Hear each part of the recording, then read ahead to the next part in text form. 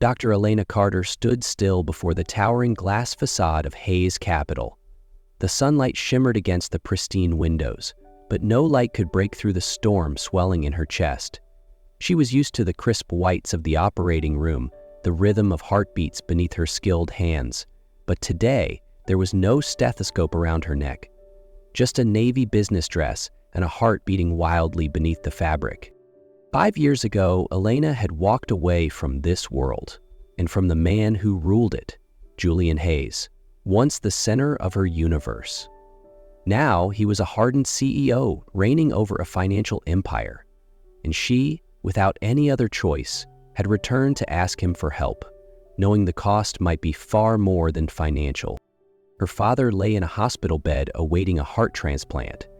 Carter Medical Group, her family's legacy, teetered on the edge of collapse. But beneath all that, Elena understood the deeper truth. This return wasn't just about saving a business, it was about confronting a wound that had never truly healed. The elevator carried Elena to the top floor. Each blinking number matched the pace of her racing heart.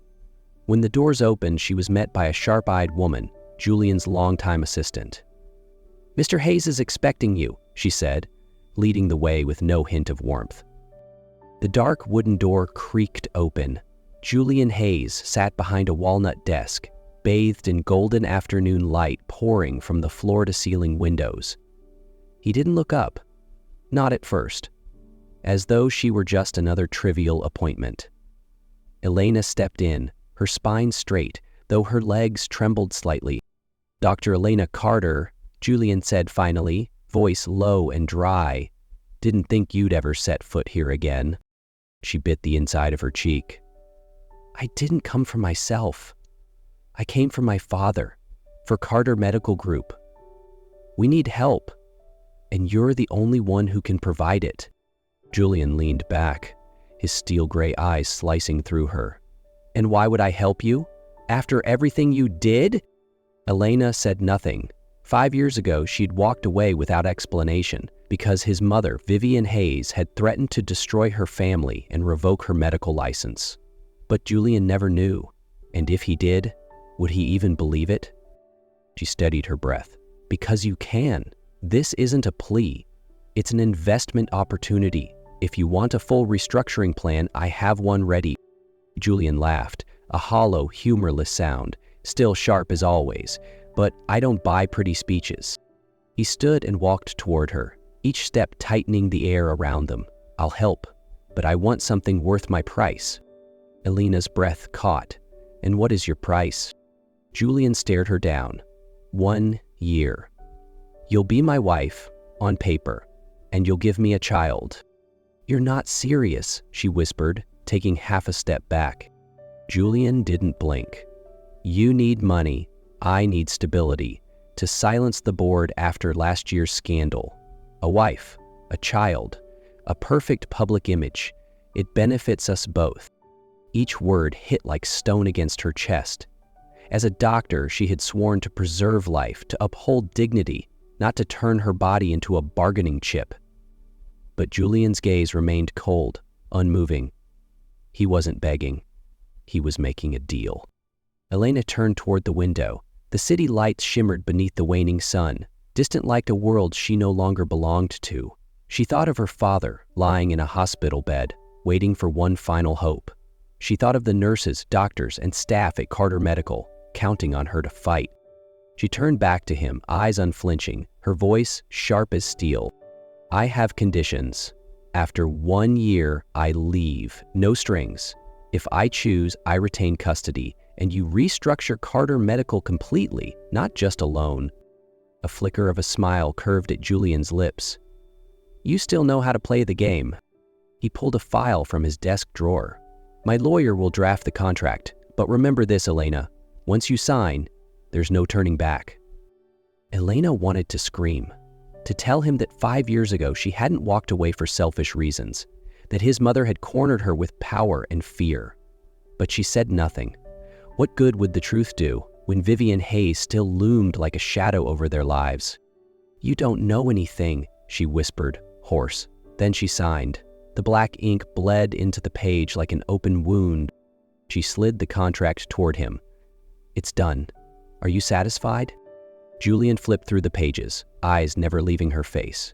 A faint, bitter smirk touched his lips. "Welcome to hell, Elena. From now on, you belong to me." Julian Hayes's penthouse crowned the tallest building in the city, lavish like a dream and cold like a cage. Its glass walls looked out over a city of glittering lights, but Elena felt only emptiness. She stood still in the living room, arms wrapped around herself as if holding on to the last thread of warmth. Julian sat a few feet away, a glass of whiskey in hand, eyes distant, like she was nothing but a tenant. Since she'd moved in, he had spoken only once. "Your room's at the end of the hall. Don't disturb me unless necessary." She was no stranger to pressure, to facing death on the operating table, but here, under the roof of the man she once loved, Elena felt stripped bare. No longer a surgeon, no longer the woman who once dreamed of forever. But as she turned to walk away, his voice broke the silence, dry yet not entirely emotionless. "How was surgery today?" She paused, caught off guard. "A 6-year-old girl, congenital heart tumor. My team saved her." She hadn't planned to say much, but the image of the little girl smiling after waking up softened something inside her. Her breath slowed. For a fleeting moment, she wasn't Julian's contractual wife. She was a doctor, delivering miracles. Julian looked at her, and something in his eyes flickered. Less ice, more memory. He stood, walked to the wine shelf and poured 2 glasses. "Drink with me," he said. It wasn't a request, but this time it didn't cut. They sat in silence, each holding their glass of wine as if it could shield them from the truth neither dared to speak. Soft jazz murmured from hidden speakers, casting a tender illusion over the sharp edges of the room. Elena couldn't remember exactly when the frost began to thaw. Perhaps it was when Julian pulled out the old leather notebook, the one she had left behind in their college apartment. The pages were filled with notes on cardiac anatomy, her handwriting still as familiar as breath. "You left this," Julian murmured, voice low and rough. "I kept it, because I didn't know whether to hate you or hope you'd come back." Elena wanted to say she never stopped loving him, that she was forced to walk away, but her throat closed up, and then, like a tide too strong to resist, Julian reached out, his fingers brushing her cheek. They were warm, far warmer than his voice had been. "Tell me, why did you leave me?" She didn't answer. She just looked into his eyes and saw in them the same heartbreak she carried. And then they kissed. A kiss full of sorrow and longing. That night they found each other again in shadows and memory, not for the contract, but for what they once had and had never truly let go. But in the morning, Elena woke on the sofa, sore and silent. A folded note sat beside her. "Don't confuse this, it's just part of the contract." She read it twice, 3 times. The words never changed. A deep humiliation rose in her chest, choking out the remnants of emotion she hadn't yet dared to name. She had thought last night meant something, a flicker of realness in him, a crack in the glacier that was Julian Hayes. But no, it had been an obligation. A clause. Executed. In the days that followed, Elena grew quieter. She buried herself in her surgical work, a high-risk heart procedure on a newborn boy. But while her mind raced, her body began whispering truths she couldn't ignore. Morning nausea, lingering fatigue, a sudden aversion to coffee. One evening, she reached into the medical cabinet of her private hospital office. A pregnancy test. 2 bold pink lines, clear, unmistakable. Elena sank into the chair behind her. As a doctor, she understood the science. As a woman, a mother, her heart stirred with something deeper. This child wasn't born of love, but it was hers, a part of her. She told no one, monitored her vitals, created her own prenatal plan. She treated herself the way she'd treat any fragile, precious life in her care. But she didn't tell Julian. Until one afternoon, after an exhausting 8-hour surgery, a private obstetrician arrived at her office, sent by Julian. Then came the security team. Then the message. She was to move into his estate by the weekend. That night, Elena stood before him in the penthouse, fists clenched at her sides. "You don't get to control me like this," she said, voice trembling but firm. "I'm a surgeon. I know how to care for myself and this baby." Julian stepped closer. His gaze was still guarded, but his voice softened slightly. "I don't question your skill," he said, "but I don't take chances. Not this time." What might have sounded protective instead chilled her to the core. He hadn't asked how she felt, hadn't asked what she wanted. He only saw a child and the woman carrying it as a vessel. Elena sat quietly in the large reading room of her Julian's countryside estate, the place he had designated as her safe retreat for the past several weeks. The cream-colored walls, soft lighting, and meticulously arranged bookshelves gave the illusion of comfort, but to her, it felt more like a gilded cage. She held her phone close to her ear, voice barely above a whisper, as if even the walls might be listening. "Naomi, I don't know how much longer I can do this," she murmured, tracing the rim of her orange juice glass. "I know Julian thinks he's protecting the baby, but sometimes it feels like I'm just a contract-bound surrogate." On the other end, Naomi sighed. "Why did you leave him, Elena?" Elena was silent for a moment, then she spoke, her voice catching. "I tried so many times, but then I remember the look in his mother's eyes. Julian Hayes came to my apartment. She had files, proof of our clinic's debt. She said she'd send my father to prison and have my license revoked. I wrote Julian a letter, left it in his mailbox, but she took it, burned it in front of me." "Oh my God," Naomi breathed. "He never knew." Elena nodded slowly, though her friend couldn't see. "He thinks I left him without a word, and I hate myself for letting him believe it." What Elena didn't know was that, just outside the door, where the library hallway curved in silence, Julian stood still. He had only come to remind her about her prenatal checkup that afternoon, but now her words poured through the half-open door like fire. At first, he refused to believe what he heard. His mind fought the truth, clinging to old wounds. But as her words sank in, the disbelief gave way to a deep, raw ache. He had been wrong, deeply, unforgivably wrong. He turned away, heart hammering. Everything he believed for the past 5 years might have been a lie carefully spun by the one woman he trusted most. Julian drove like a man untethered, tires skimming across rain-slicked streets. What he'd just heard couldn't be real. Elena had never betrayed him. She had written a letter. She left to protect her family. And he had hated her for 5 years, thrown daggers with every word, all because of a lie spun with careful precision. He arrived unannounced at his mother's estate. Julian Hayes sat in her vintage armchair, swirling red wine, composed as ever, as though she hadn't destroyed a love story with her bare hands. "Julian, this is unexpected," she said, without looking up. "Let me guess, about the doctor again?" "Don't call her that," Julian said, jaw tight. "I want the truth. What did you do 5 years ago?" Vivian raised her gaze, eyes sharp as glass. "Are you accusing me? I heard it from Elena's own lips. You threatened her father. You said you'd ruin her medical license, and you took the letter she wrote to me." Vivian let out a dry chuckle. "A mother does what she must to protect her son. You didn't need some penniless surgeon dragging down the Hayes name." "You mean you destroyed my choice?" Julian's voice broke. "You ruined the only thing I ever believed in?" Vivian didn't flinch. "Love? That foolish thing?" Julian stepped back, a hollow ache settling in his chest. "If you did what she says, I'll never forgive you." He walked away into the storm, his heart a tangle of fury and regret. For the first time, Julian understood if he ever wanted to have Elena again, he would have to fight. Not against her, but against the past he had allowed to blind him for too long. 2 weeks had passed since Julian stormed out of his mother's estate, his chest hollow with betrayal. He hadn't spoken to Elena. Not yet. He couldn't. But in silence, he began to rebuild.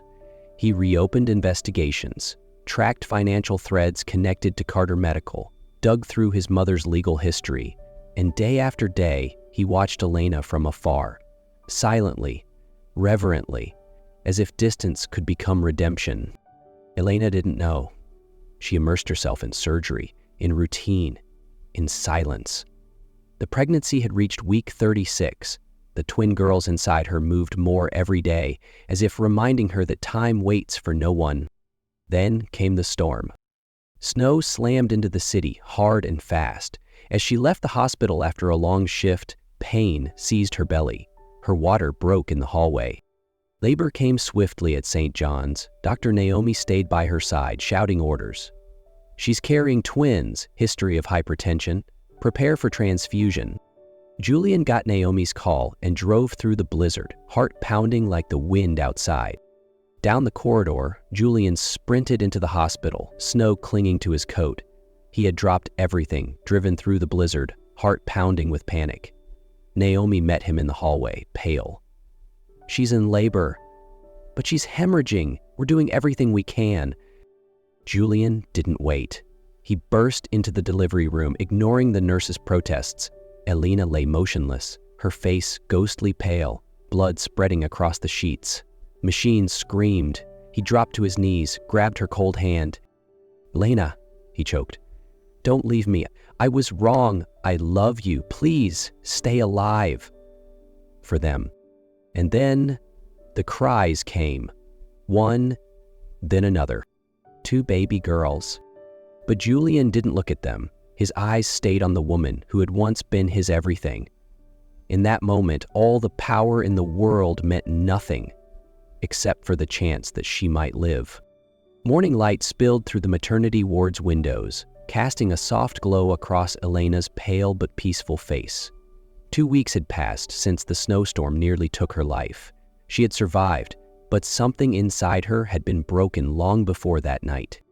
Sophie and Clara, her twin daughters, slept soundly in their bassinets beside her. Pink-cheeked, breathing steadily, they were miracles.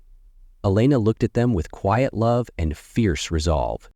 Julian had stayed by her side while she was unconscious, holding her hand, whispering for her to wake, but when she finally opened her eyes, he had retreated behind his familiar mask, cold, controlled, guarded.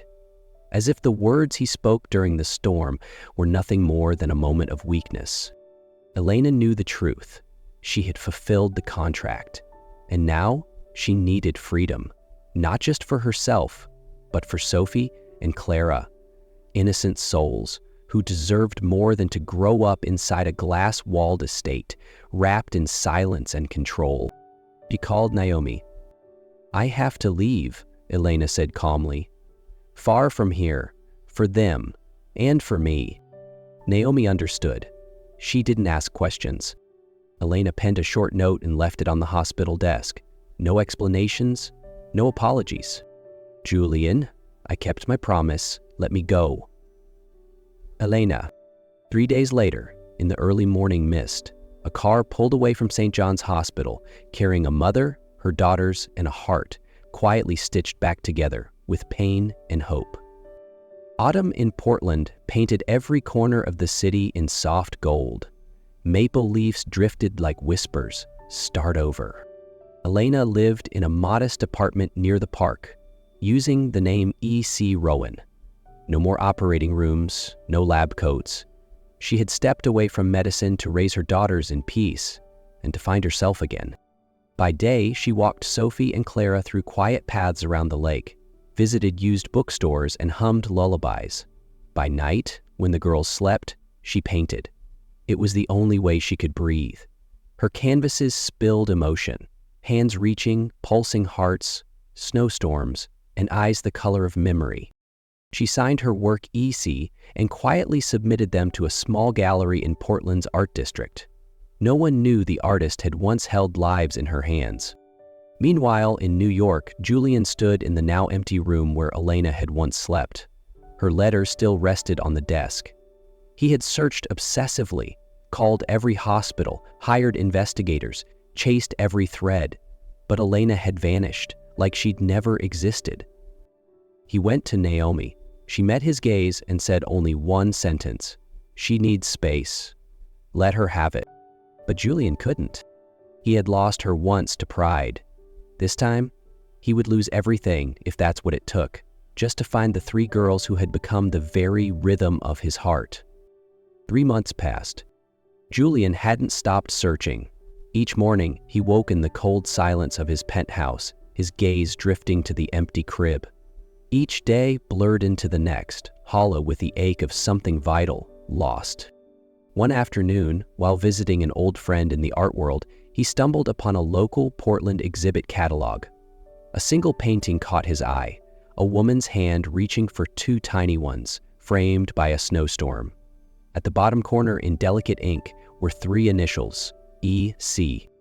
Julian froze. He remembered that style. Elena used to sketch after her hospital shifts, quietly, never showing them to anyone. E.C. It was her. The truest, most hidden part of her. Without a word, he booked the next flight to Portland. The gallery was tucked between golden-leaved streets, glass walls reflecting autumn light. Julian didn't expect much, but the moment he stepped inside, his heart nearly stopped. She was there. Elena stood under soft light, wearing a simple linen dress, holding Sophie, while Clara slept peacefully in the stroller. The sunlight kissed her brown hair, her profile glowing with quiet strength. Julian couldn't move, couldn't breathe. He simply watched, as if even one step closer might shatter the moment. Elena looked up, their eyes met, a silence louder than any storm. Elena froze as she spotted Julian among the crowd, his eyes locked on her and their daughters, unblinking, no suit, no CO facade, just a man whose gaze carried more sorrow than words ever could. "You shouldn't be here," she said softly, gently adjusting the scarf over Sophie's face. Julian stepped closer, but stopped a respectful distance away. "I know, but I saw your painting and I knew it was you. I couldn't walk away." Elena looked at him, her eyes no longer burning with anger, just quiet exhaustion. "I started over, Julian, somewhere peaceful. You being here, it stirs everything up." He swallowed hard. "I'm not here to take the girls. I don't want to take your freedom. I just needed to know you were alive. And to ask for a chance to make things right." "With what, Julian? You once used money to control me, a contract to bind me, lawyers to protect yourself. What do you have now?" He took a shaky breath. "Only the truth. And time, if you'll let me offer it." Under the warm light of the gallery, Elena didn't answer, but she didn't turn away either. In her arms, Sophie stirred. Clara slept peacefully. Elena looked at her daughters, then back at Julian, and for the first time, her eyes didn't fully close. Julian Hayes, once the head of a billion-dollar financial empire, now lived in a modest 2-bedroom apartment on the outskirts of Portland.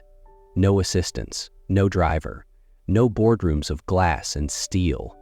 He shopped for groceries himself, made his own coffee, learned how to cook oatmeal in the mornings, and quietly visited the art gallery every week to look at paintings signed EC. He didn't call, he didn't push, he didn't show up uninvited. He simply existed, patiently, silently. Elena knew he was in Portland.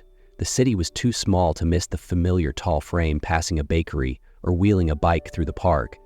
She never approached him, but each time she saw him bending down to pick up a dropped glove for a stranger's child or exchanging a quiet smile with the old bookseller, something inside her softened.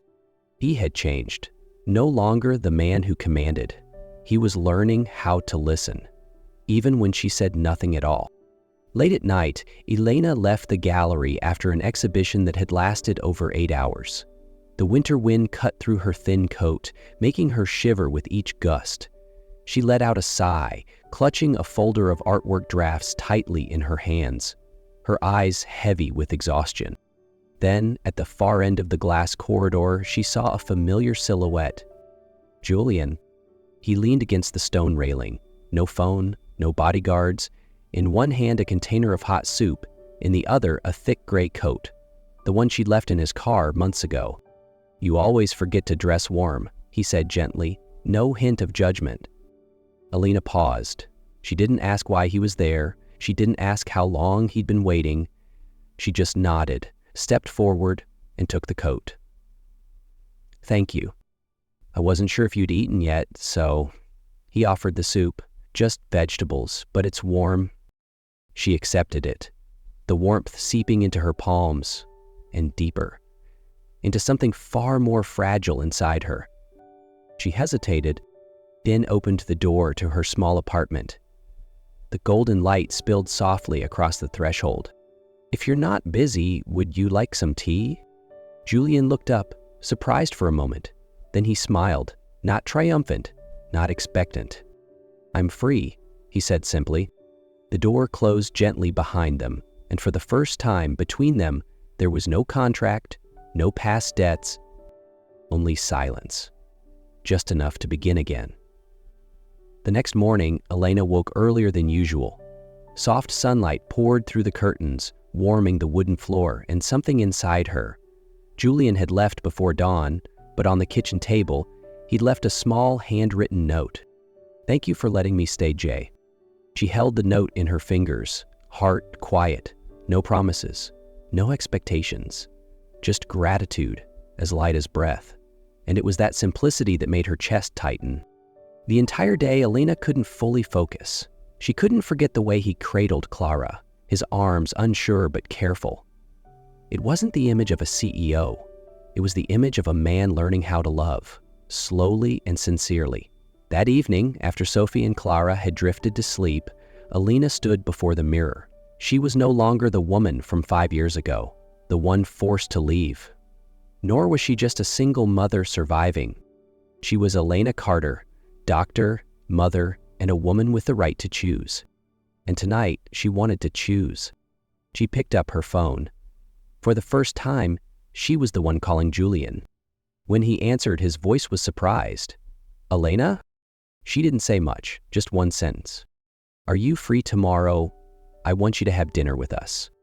Not out of obligation, not for the past, but because she wanted him to be part of her present.